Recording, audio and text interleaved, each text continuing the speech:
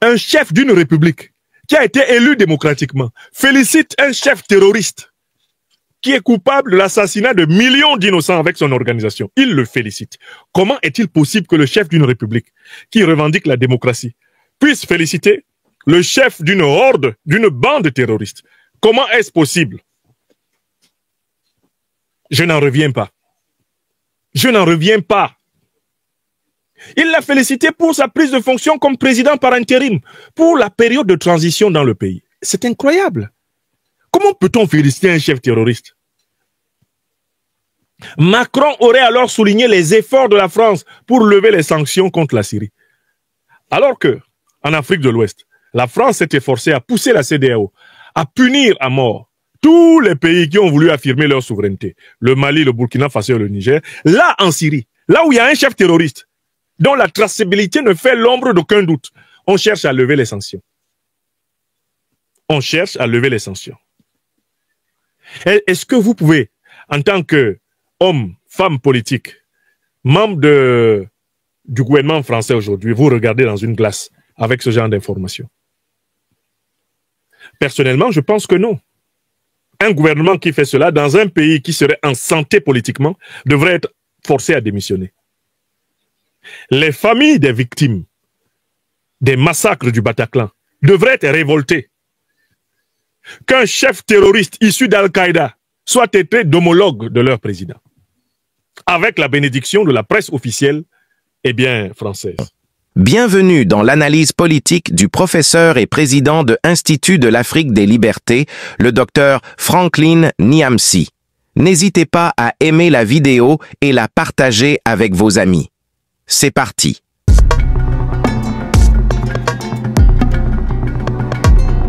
Alors, l'information par laquelle nous commençons cette émission nous a été donnée par les médias officiels français.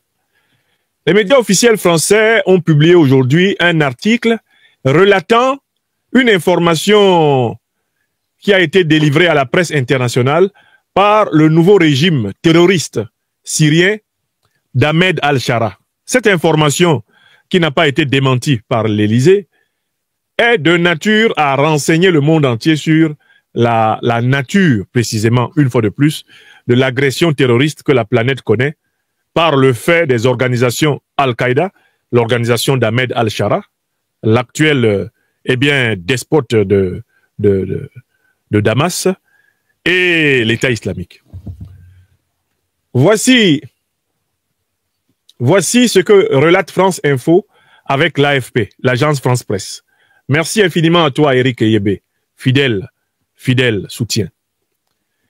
La présidence syrienne affirme que le nouveau dirigeant Ahmed al-Shara a été invité en France par Emmanuel Macron.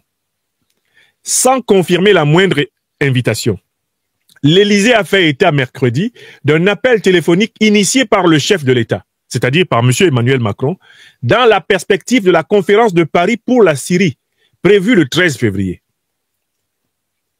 Le nouveau dirigeant syrien sera-t-il bientôt reçu à l'Élysée? Le président par intérim des autorités de transition, Ahmed al-Shara, a reçu mercredi 5 février un appel téléphonique d'Emmanuel Macron, qui l'aurait invité en France, a affirmé la présidence syrienne dans un communiqué. L'Élysée a confirmé l'échange entre les deux hommes, mais sans faire mention d'une quelconque invitation adressée au nouvel homme fort de Damas. Selon le régime syrien, Ahmed al-Shara a reçu un appel téléphonique de son homologue français, qu'il a félicité pour sa récente prise de fonction. Qui l'a félicité. C'est-à-dire que son homologue français l'a félicité pour sa récente prise de fonction. Comme président par intérim pour la période de transition dans le pays. Emmanuel Macron aurait alors souligné les efforts de la France pour lever les sanctions contre la Syrie. Les deux dirigeants sont convenus de rester étroitement en contact, selon l'Élysée. De son côté, la présidence française a fait savoir que l'appel s'inscrivait dans la perspective de la conférence internationale pour la Syrie, qui se tiendra le 13 février 2025 à Paris, à l'issue de cet échange qui a notamment porté sur les aspirations du peuple syrien, la lutte contre le terrorisme et le processus de transition. Les deux dirigeants sont convenus de rester étroitement en contact, selon l'Élysée, sans précision sur le cadre et la date d'un prochain échange. Ahmed al-Shara qui menait la coalition de groupes armés islamistes sunnites, qui a renversé l'ancien président Bachar el-Assad le 8 décembre, a été nommé président par intérim pour la période de transition en Syrie, le 29 janvier. Depuis son arrivée au pouvoir, il a été reçu en Arabie Saoudite et en Turquie. Début janvier, le chef de la diplomatie française, Jean-Noël Barrot, et son homologue allemande, Annalena Baerbock, s'étaient rendus à Damas pour le rencontrer. Fin de citation de l'article absolument scandaleux, publié par la presse officielle française. Cet article, à lui tout seul, est un aveu de la trahison des puissances occidentales qui sont en réalité les parraines et les tutrices d'Ahmed al-Shara contre l'Afrique. Parce qu'en vérité, qui est M. Ahmed al-Shara? Et il faut que les Françaises et les Français le sachent. Et il faut que les Françaises et les Français, les Européennes, les Européens, les Américaines, les Américains, il faut que le monde entier sache que les Africains savent que M. Ahmed al-Shara est un terroriste de l'organisation Al-Qaïda. L'organisation Al-Qaïda et l'organisation État islamique étant en fait la même organisation. Les dites organisations étant parrainées par les puissances de l'OTAN. Ce n'est pas moi, Franklin Nyamsi, qui l'ai révélé. Ce sont les autorités américaines qui ont déclassifié une série de documents officiels qui étaient jusqu'ici cachés et qui ont établi et reconnu de manière formelle que Al-Qaïda et l'État islamique sont des émanations de leurs renseignements généraux et ont abondamment reçu des financements pour les actions terroristes au Moyen-Orient, les actions terroristes donc contre la Syrie, contre l'Irak et contre l'Afrique, notamment en Libye. Ce sont désormais des faits officiellement reconnus par l'administration américaine à la suite de la déclassification des documents. Intéressez-vous par exemple à la déclassification des documents de l'opération Timber Sycamore menée par l'administration Obama-Clinton. Ces documents appuient sans difficulté ce que je viens de vous dire. Le monsieur qu'on appelle Ahmed al-Shara, qui s'appelait à un moment donné de son nom de terroriste, Mohamed al-Joulani, est un terroriste d'Al-Qaïda et de l'État islamique. D'accord? Ce sont ces terroristes qui ont assassiné plus de 130 Français. Le 13 novembre 2015, à Paris, au Bataclan. Ce sont eux, les gens d'Al-Qaïda et de l'État islamique. Ce sont ces terroristes qui ont assassiné plus de 4000 Américains. Le 11 septembre 2001, comme l'a révélé Mme Tulsi Gabbard, la probable future nouvelle chef des renseignements généraux américains. Elle a dit devant le Sénat américain, « J'ai honte de savoir que les autorités de mon pays financent, soutiennent et arment ceux qui ont tué mes frères d'armes. » Parce que Tulsi Gabbard est une officière de l'armée américaine qui a perdu plusieurs de ses frères d'armes dans une lutte antiterroriste, alors même que les organisations terroristes étaient abondamment financées par le gouvernement américain. Donc, il faut d'abord que tout le monde et que le monde entier note que l'Afrique sait et que le monde entier sait que Ahmed al-Shara ne changera jamais d'origine politique. Il ne changera jamais de nature profonde. C'est un terroriste d'Al-Qaïda. C'est un terroriste de l'État islamique.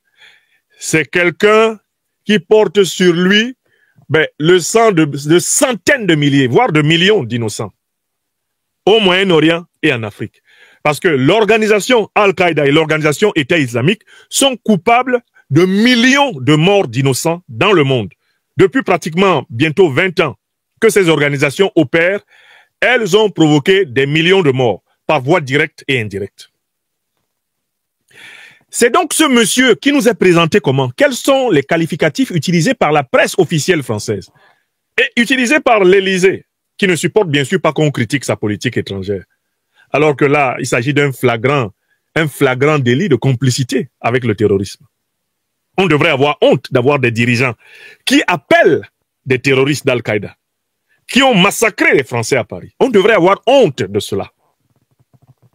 Le peuple français, s'il était encore en état de santé comme à l'époque de la résistance anti-nazie, il serait dans les rues pour dire ce n'est pas possible que quelqu'un qui est issu de l'organisation qui a perpétré le massacre du Bataclan et plusieurs autres massacres sur notre sol, ce n'est pas possible que vous preniez votre téléphone pour l'appeler. Et que vous préoccupiez de lisser son image et de tenter de le présenter comme l'homologue d'un président qui a été élu, d'un président d'une soi-disant démocratie. Ce n'est pas possible que vous le fassiez au nom de nous, peuple français. C'est juste très grave ce qui se passe. On appelle celui-là la présidence syrienne. Mais on devrait dire la direction du groupe terroriste Al-Qaïda qui dirige la Syrie. On dit que le Syrien dit qu'il aurait été donc invité à Paris par le président Macron. Mais quel sens y a-t-il pour le président Macron à inviter le chef de l'organisation terroriste Al-Qaïda qui a pris le pouvoir en Syrie? On continue. Le nouveau dirigeant syrien, en quoi est-il nouveau? Il y a eu quelle procédure du peuple syrien pour désigner ce monsieur? Si ce n'est une invasion terroriste soutenue par l'OTAN et ses proxys dans la sous-région, que sont Israël, et la Turquie, l'Arabie Saoudite, le Qatar et consorts. Il y a eu quoi? Qu'est-ce qu'il y a eu de nouveau qui a permis à ce monsieur-là de prendre le pouvoir? Est-ce qu'il représente même les aspirations majoritaires dans le peuple syrien? Qui d'entre vous a observé une sortie en masse du peuple syrien pour soutenir ce monsieur? Parce que même les images de la prise de pouvoir de ce type ont largement indiqué qu'il est minoritaire. Et que c'est par peur que la population, sur son chemin, a fait semblant de lui être favorable. Par peur d'être tué. Le nouveau dirigeant syrien, nous dit-on, bientôt reçu en France, le président par intérim des autorités de transition. Deuxième expression pour désigner le monsieur, il est président par intérim des autorités de transition. Mais écoutez, la vraie question c'est de savoir, mais de quel intérim s'agit-il? Y a-t-il eu, même là en Syrie, y a-t-il eu quelque chose qui soit comparable, par exemple, aux assises nationales de la refondation du Mali? Y a-t-il eu quelque chose qui soit comparable aux consultations nationales du Burkina Faso ou du Niger avant la mise en place des transitions? Est-ce qu'il y a eu un processus de consultation large des forces vives du pays qui puisse, ne serait-ce que commencer à donner un certain crédit, une certaine crédibilité à M. Ahmed Al-Shara? Vous vous souvenez de la manière dont ils ont appelé les dirigeants ouest-africains qui ont simplement demandé à l'armée française de rentrer chez elle? Vous vous souvenez des mots qu'ils ont employés? Putschiste, junte. Ce monsieur qui, lui, est à la tête d'une organisation terroriste, qui a sur les mains le sang des innocents français. Vous voyez comment on le présente? On dit président par intérim des autorités de transition. On parle de présidence syrienne. Et on indique même que c'est l'Élysée, c'est-à-dire la présidence française qui court après la présidence syrienne. C'est le président Macron qui cherche à parler avec le chef terroriste. On continue. Selon le régime syrien, Ahmed Al-Shara a reçu un appel téléphonique de son homologue français. Emmanuel Macron, président de la République française, élu en 2022 par le peuple français, se dit homologue d'un chef terroriste syrien. Est-ce que vous entendez le mot homologue? Quand tu dis que tu es l'homologue d'un chef terroriste, que signifie homo dans homologue? Homo dans homologue signifie que tu es de la même nature que lui, que vous êtes du même standing, que vous êtes du même degré, que vous êtes du même calibre. La notion d'homologue, qu'est-ce que c'est qu'un homologue? Lisons le dictionnaire de la langue française. Quand on dit qu'on est l'homologue de quelqu'un, qu'est-ce que ça veut dire? Homologue. Je vous lis la définition du Robert. Lorsque le président Macron se dit homologue du chef terroriste syrien, qu'est-ce que cela signifie? Prenons le sens du mot homologue. Homologue. Cela veut dire équivalent. Dans le domaine, par exemple, de l'armée, on dit que le grade d'amiral est homologue de celui de général. Un amiral de la marine, eh bien, il a un grade qui est homologue à celui de général, par exemple, d'une armée de terre ou d'une armée de l'air. Donc, homologue veut dire équivalent. Premier sens d'homologue, équivalent. Le président de la République française, élu en 2022 par le peuple français, se dit équivalent d'un chef terroriste d'Al-Qaïda qui s'est imposé à la tête de la Syrie au prix d'opérations sanglantes. Et d'un chef d'une organisation terroriste qui a assassiné des tas de Français. dont spectaculairement des Français le 13 novembre 2015 au Bataclan à Paris. Le chef de l'État français se dit homologue d'un chef terroriste, d'une organisation qui, comme l'a dit Tulsi Gabbard, a dansé dans les rues du Moyen-Orient lorsque plus de 4000 Américains ont été tués le 11 septembre 2001. Le président français se dit homologue de ce monsieur. Est-ce que vous ne ressentez, vous ne voyez pas, en tant que Françaises et Français, est-ce que vous ne ressentez pas la honte? Le deuxième sens du mot homologue, c'est le mot homologue tel qu'il est utilisé dans le domaine de la chimie. Et la chimie nous renseigne encore plus sur le contenu du concept d'homologue. Un homologue, cela se dit de composés chimiques dont la structure est apparentée. On parle d'homologie en chimie lorsqu'il y a des composés dont la structure est apparentée. C'est-à-dire que le président Emmanuel Macron, en se faisant présenter comme homologue du chef terroriste qui a pris la Syrie en otage, affirme par là que la composition de son pouvoir est de nature similaire à la composition du pouvoir syrien. Voilà la métaphore chimique du concept d'homologue. Se dit de composés chimiques dont la structure est apparentée. C'est-à-dire que la composition de l'actuel pouvoir français et la composition de l'actuel pouvoir syrien sont ressemblantes. Voilà les deux sens de homologue. D'une part équivalent, de l'autre composé de la même manière. Vous voyez donc par conséquent qu'en réalité, cette communication officielle française est une autodénonciation. C'est un aveu. C'est un aveu de complicité avec le terrorisme. C'est un aveu de complicité avec le terrorisme. On ne peut pas dire qu'un président d'une république qui a été élu est l'homologue d'un chef terroriste, d'une organisation qui a tué les citoyens de cette république. C'est pas possible. Sauf à vouloir dire que ce président se ressent des affinités en termes de pratique politique avec le chef terroriste. Je retourne au texte. Le texte est d'une richesse incroyable, mais d'une richesse scandaleuse. Qu'est-ce qu'on dit? Selon le régime syrien, Ahmed al-Shara a reçu un appel téléphonique de son homologue français. Donc, pour les Syriens, Emmanuel Macron est l'homologue de al-Shara. Et la presse française reproduit cette homologie. Et mieux, Emmanuel Macron a félicité, selon les Syriens, Ahmed al-Shara pour sa prise de fonction. Un chef d'une république qui a été élu démocratiquement félicite un chef terroriste qui est coupable de l'assassinat de millions d'innocents avec son organisation. Il le félicite. Comment est-il possible que le chef d'une république qui revendique la démocratie puisse féliciter le chef d'une horde, d'une bande terroriste? Comment est-ce possible? Je n'en reviens pas. Je n'en reviens pas. Il l'a félicité pour sa prise de fonction comme président par intérim, pour la période de transition dans le pays. C'est incroyable. Comment peut-on féliciter un chef terroriste? Macron aurait alors souligné les efforts de la France pour lever les sanctions contre la Syrie. Alors que, en Afrique de l'Ouest, la France s'est efforcée à pousser la CEDEAO, à punir à mort tous les pays qui ont voulu affirmer leur souveraineté. Le Mali, le Burkina Faso et le Niger. Là, en Syrie, là où il y a un chef terroriste, dont la traçabilité ne fait l'ombre d'aucun doute, on cherche à lever les sanctions. On cherche à lever les sanctions. Est-ce que vous pouvez, en tant qu'homme, femme politique, membre du gouvernement français aujourd'hui, vous regarder dans une glace avec ce genre d'informations? Personnellement, je pense que non. Un gouvernement qui fait cela dans un pays qui serait en santé politiquement devrait être forcé à démissionner. Les familles des victimes des massacres du Bataclan devraient être révoltées.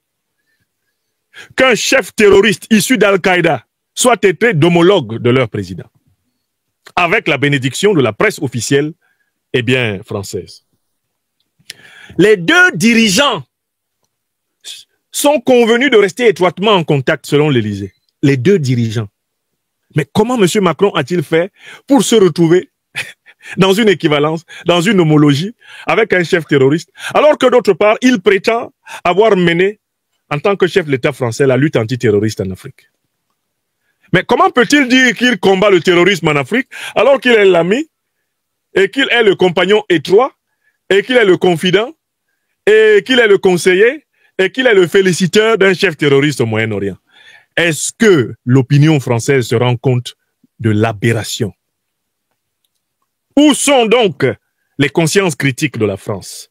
Où est passée l'intelligentsia française pour dénoncer ce chiasme, cet écart, cette déchirure morale qui consiste à prétendre combattre le terrorisme en Afrique d'une part et d'autre part à faire ami-ami avec un chef terroriste de l'organisation qu'on prétend combattre, bien sûr, au Mali. Vous comprenez pourquoi j'ai écrit ce livre? J'ai écrit ce livre pour mettre définitivement un terme à cette aberration. J'ai écrit ce livre pour que les Africains soient intellectuellement outillés pour ne plus accepter, eh bien, ce en même temps, ce deux poids, deux mesures, ce double langage, qui est une insulte à notre intelligence. Car ce comportement rappelle exactement celui de Laurent Fabius, dont la preuve est abondamment citée dans ce livre. Lorsqu'en 2013, il demande à la Russie de ne pas bloquer l'intervention militaire française au Mali, le ministre russe des Affaires étrangères, Sergueï Lavrov, lui dit, mon cher Laurent Fabius est alors ministre des Affaires étrangères de François Hollande, vous vous préparez à combattre maintenant au Mali les terroristes que vous avez armés en Libye. Et Fabius a répondu que c'est la vie. Fabius a répondu à Sergueï Lavrov, c'est la vie. Mais c'est la même réponse qu'on a là. Le président Macron nous dit, grâce à nous, l'Afrique, le Sahel a été sauvé. On a oublié de nous dire merci. Mais en même temps, c'est lui qui est au contact et c'est lui qui, eh bien, bichonne, c'est lui qui caresse dans le sens de poil le chef de l'organisation terroriste qu'il était supposé combattre en Afrique, soi-disant, avec Barkhane, avec les différentes opérations, avec la MINUSMA. Et le simple fait que nous soyons vigilants pour souligner ces contradictions est désormais perçu en France comme un crime de lèse-majesté. On ne peut même plus dire au président Macron, mais monsieur Macron, vous ne pouvez pas d'une part marcher avec un chef d'Al-Qaïda, la main dans la main, le traiter d'homologue, dire que vous êtes son équivalent, et d'autre part venir vous tenir devant les Africains pour leur dire que vous avez combattu le terrorisme en Afrique. Parce qu'en fait, qui est-ce que nous combattons en Afrique? Mais nous combattons l'organisation d'Ahmed Al-Shara. Nous combattons l'organisation de Mohamed Al-Joulani. Est-ce que vous comprenez ça, Françaises, Français, Européennes, Européens? Vous ne pouvez pas être les amis des dirigeants des organisations terroristes qui ensanglantent l'Afrique et prétendre aider les Africains à combattre vos amis. Vous ne pouvez pas être aux petits soins d'un chef terroriste en Syrie et venir nous dire que vous nous aiderez à combattre l'organisation militaire de ce chef terroriste au Sahel. C'est terminé. Ce livre récapitule toutes les preuves de cette duplicité. Et ce livre est littéralement béni par nos ancêtres angélisés et par le Tout-Puissant. Parce qu'au moment où il se préparait à être édité, Madame, eh bien, Tulsi Gabbard et Monsieur Elon Musk, les nouveaux compagnons de l'administration officielle américaine et de Trump, ont fait des déclarations solennelles par lesquelles ils ont bétonné et cimenté par des aveux cinglants la responsabilité non seulement des États-Unis, mais de l'OTAN et de toute la classe politique occidentale dans le double jeu de la lutte terroriste mondiale.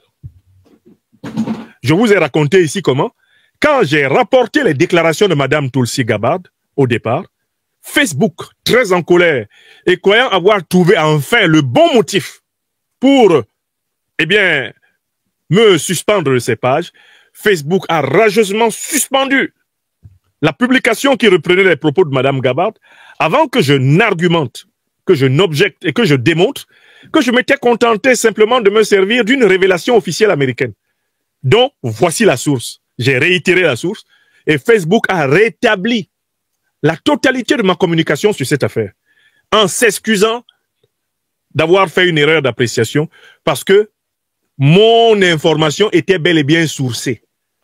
Mon information est bel et bien vérifiable. Les documents américains déclassifiés attestent du financement du terrorisme par les États-Unis d'Amérique et leurs alliés de l'OTAN. Madame Tulsi Gabbard a notamment insisté sur les fichiers déclassifiés de l'opération Timber Sycamore. Ce qui m'a obligé, avant la sortie officielle de ce livre, eh bien, le 15 février prochain à Bamako, ce qui m'a obligé à ajouter une postface avec les 2 preuves supplémentaires données par Madame Tulsi Gabbard et Monsieur Elon Musk. Elon Musk qui, lui, vient de dissoudre, eh bien, de suspendre l'agence américaine USAID, de renvoyer des milliers d'employés qu'il estime désormais inutiles, et de révéler que cette agence a massivement financé des organisations terroristes et des organisations mafieuses. Ce sont les propos d'Elon Musk, qui est le chef de l'agence, eh bien, de l'efficience gouvernementale des États-Unis. Chers téléspectateurs, vous avez été les témoins privilégiés de cette analyse politique profonde et inspirante avec le Dr Franklin Nyamsi. Maintenant, c'est à vous. Réagissez en commentaire, partagez vos réflexions et vos idées. Si cette vidéo vous a éclairé, n'hésitez pas à l'aimer et à la partager avec vos amis. Ensemble, nous construisons l'Afrique de demain.